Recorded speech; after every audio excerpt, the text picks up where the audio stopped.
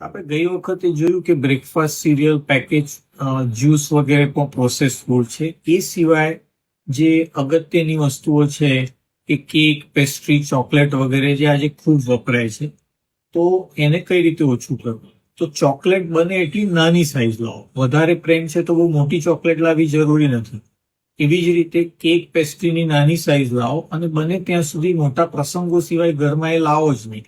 અમારા બાળકોની બર્થડે અમે ઘણીવાર એવી રીતે સેલિબ્રેટ કરી છે કે શીરો, ગાજરનો હલવો વગેરેને કેકના શેપમાં મોલ્ડ કરીને પછી એમની પાસે કટ કરાવી હોય અને દે ઓલ્સો એન્જોય, અને જે આવનારાને પણ બહુ મજા આવે.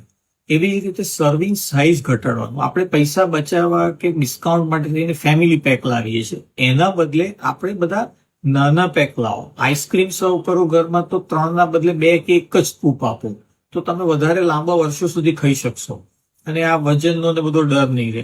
એવી જ રીતે સોફ્ટ ડ્રિંક આપો તો એનો ગ્લાસ નાનો રાખો.